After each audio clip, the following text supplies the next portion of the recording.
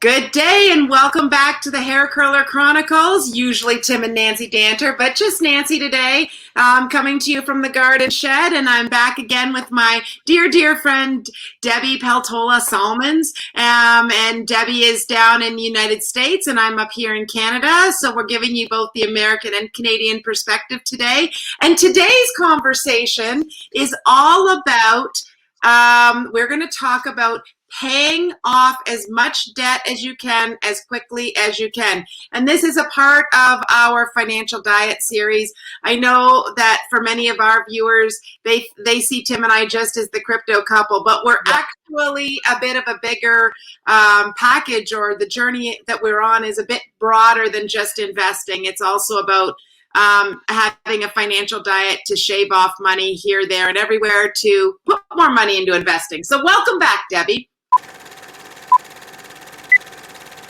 Thank you so much. And yeah, I mean, you just have to start somewhere. And most people can't start, you can't start big. So No. You have to start small. And so if your goal, like so many people with the crypto, right? So many people are like, oh my gosh, I already missed it. Well, we won't go down that path because that's your conversation for another. But a lot of people go, well, I don't have the extra, even though I want to get involved. So you have to do certain things and be on a financial diet to get from point A to point B. Yeah, and I'll say for my viewers that are watching today that if you're watching this and you are feeling overwhelmed by where you're at from a position of being underwater in debt, I want to tell you that both Debbie and I understand how you feel. Debbie and I have both gone through our own journey in 2008. Both of us, 2008, but Debbie had a very American experience. The situation down in the U.S. was different than what was happening up here in Canada, but yet the same, because it was the Great Recession, and it hit Tim and I very, very hard, and to the point where it took me a lot of years before I would even talk to anybody about my finances. And I know how Debbie and I became friends was we found a camaraderie in the same with the same situation. We had a shared experience that brought us together. And so if you're watching this and you're thinking to yourself, I am in beyond, I can't get myself out, I am here to tell you that both of us are on the side of that. It was a lot of work. It was a lot of hard work. But one of the tips that I'm going to give you right now is find a buddy that you can be open and transparent with, and that you can share where you're really feeling, because it's yucky and it hurts. And it's a huge burden to carry, but it's not insurmountable. And both of us can attest to that. It's taken a lot of hard work and a lot of effort, but we're both here. So we can speak with a bit of authority on this. And this is genuine caring for you and where you're at. And to be honest, it's a constant thing that Tim and I keep an eye on. We do not let our guard down. We never want to go back to that place again. And so because of that, we spend a lot of time monitoring. We do have debt. All of our debt is attached to an asset at this point in time. So I feel comfortable with the amount of debt that I'm carrying. I don't have any credit card debt. I don't have any debt that isn't attached to an asset. And that's the way I like it. But we monitor it all the time. So I'm gonna just jump in and because I know Debbie's got a whole pile of tips, and I thought maybe we would start just a couple. We're gonna lob it over to you, Debbie, and maybe have you talk a little bit about sort of what you did on your end of the world to get out of the debt situation. Yes, and I didn't even think of that first tip, by the way, and it's actually huge, because I can speak for myself. Connecting with you and having that connection and that shared understanding really kind of saved my sanity. Yeah, it saved my sanity, and it was an emotional time, and there were a lot of tears, and there was a lot of anger, and there was a lot of frustration, because a lot of it wasn't our doing. We had been going along doing and playing by the rules. Right. I had a whole, and what specifically happened to me, just for your audience to know, was I had invested in a lot of real estate. And in 2007, it was bad.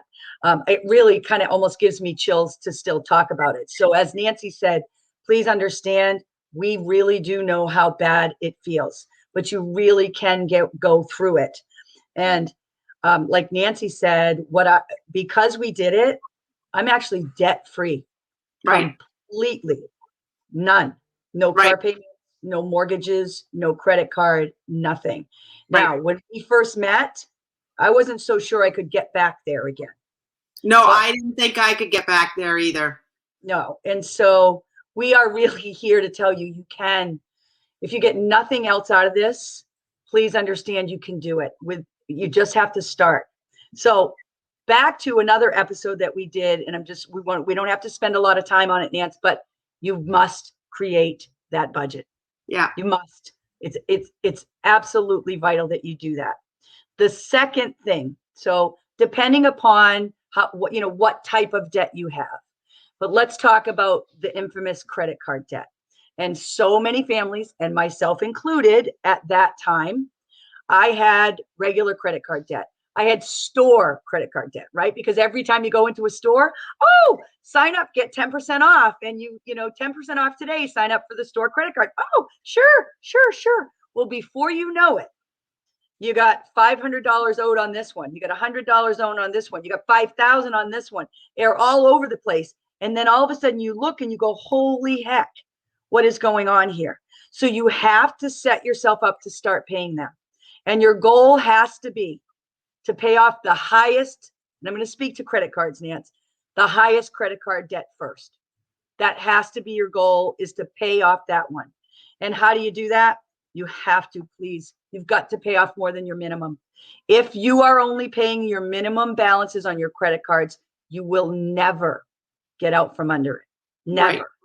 Never. So I don't care if it's $5. You've got to pay more than the minimum, right? And when you pay off that most expensive credit card, again, don't cheer and go, whoa, I've got extra money. Take every dime that you were paying towards that credit card that's now paid off, and you need to pay the next one.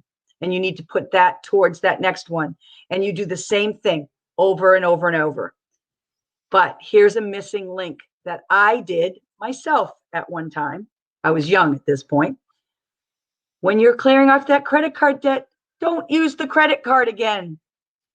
Don't then go put something back on it. Stop the credit card spending. Stop it, right? So those are the basics, but how do you get there? And this is where Nancy and Tim, I love what they're doing with what they're sharing, is how do you earn a little bit extra to do this, to pay more? Because it can become like a game. If you make this a game and you say, and let's just use $1,000 as a nice round figure, you owe $1,000 on a credit card and you're only able to pay, say, $25 on your minimum. Well, how do you get that? Well, start having some fun. Get creative. Sell some stuff out of your house. Every single one of us, I don't care who you are, you've got stuff in your house that you're not using, that you don't want anymore. Go, and now we have marketplace online, right? I used to have yard sales, Nance. We didn't have this. Right. We had yard sales, right? But don't just go and spend that money. Make it a game to pay off that debt.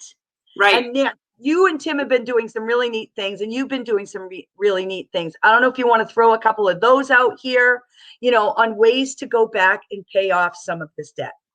Well, we call our channel YouTube University because we really feel like YouTube is a university. And if you don't have a single thing in your head to think about what you could do over and above what you're doing in your 9-to-5 job, or even if you don't have a 9-to-5 job, just start going down rabbit holes in YouTube, because there's people doing amazing things. So you could we tried to do the furniture flipping because we saw that was one couple, Jamie and Sarah. They're a cute couple on YouTube that they do furniture flipping. And I loved it. I thought it was great. But we're in a situation, we don't have a garage. We don't have any place to put all this extra furniture. So that wasn't really working for us. But what was working for us is the lamp flipping. And I know that sounds insanely ridiculous, but You can buy lamps really, really, really inexpensively on Marketplace, and sometimes all it needs is to be staged on a table, and or maybe the lamp shade needs to be taken out, or maybe you just need to paint the thing. And Tim has some good skills with being able to rewire, and I just have a good eye when it comes to colors and decorating and things like that. And so depending on the lamps, I can sometimes make myself $50 on a lamp. So that adds up after a while, and people are probably like, what? And I'm like, but it doesn't take much. It takes some ingenuity. And if you've got a set of skills and you've got an eye for that kind of thing, that works for me. But there's all kinds of people on YouTube that are showcasing all kinds of things that you can do to make spare money. And this goes back to one of your first tips, or maybe we had it in a tip in another video, where you talk about people go, oh, I don't have time to add anything. Well, okay, let's look at how much time you're doing watching television. If you just got rid of your cable bill, that first of all saves you some money.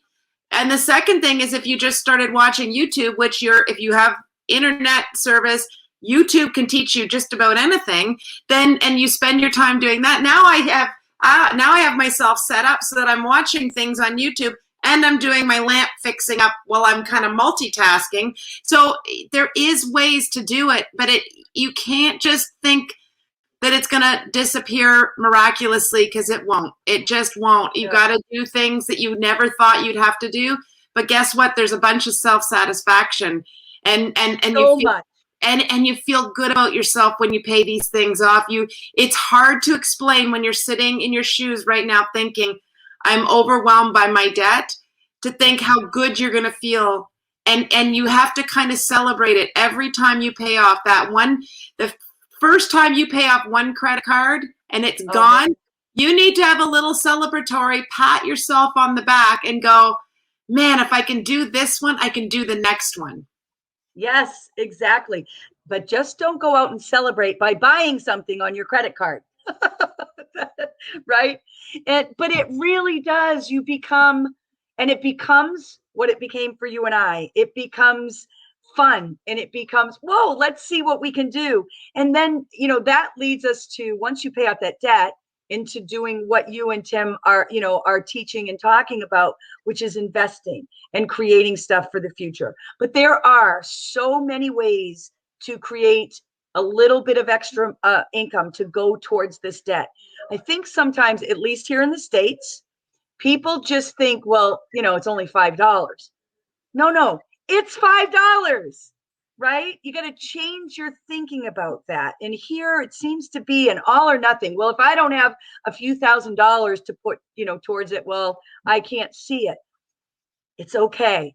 Just start doing it.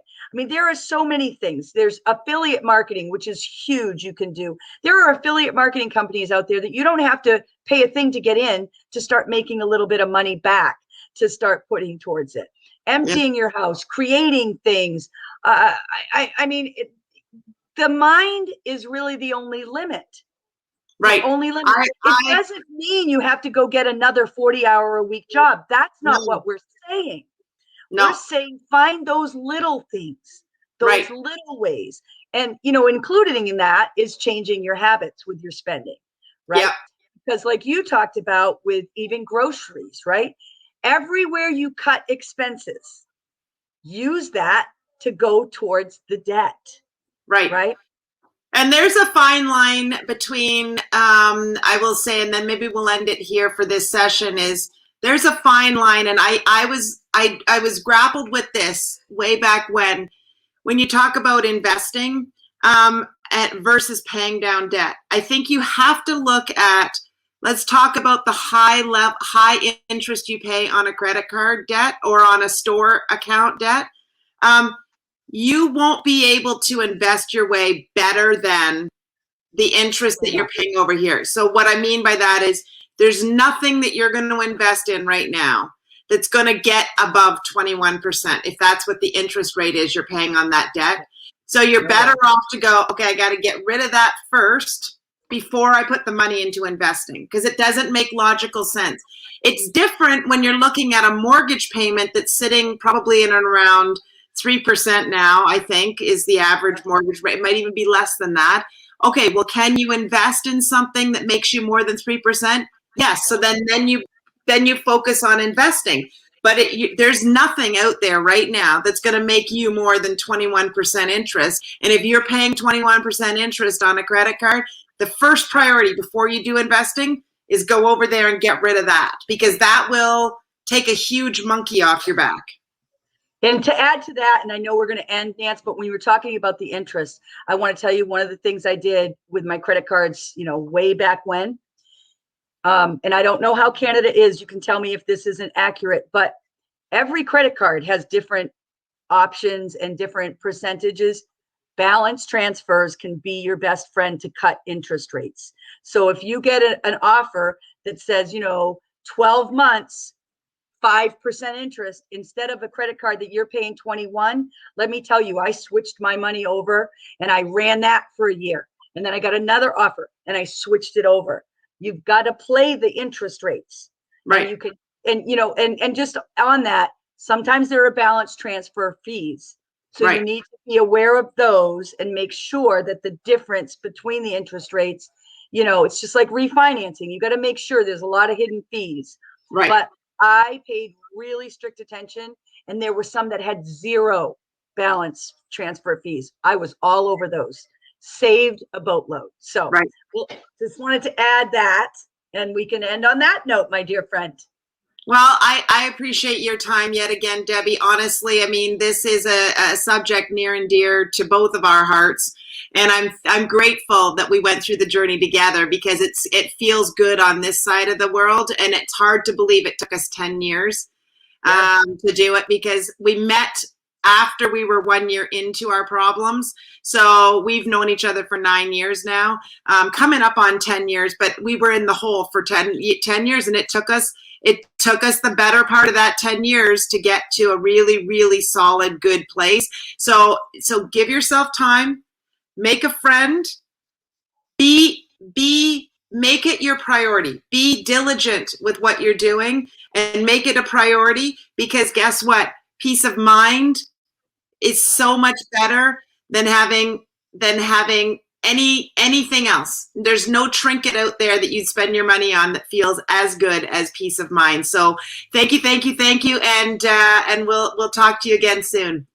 All right. Thanks, Nance.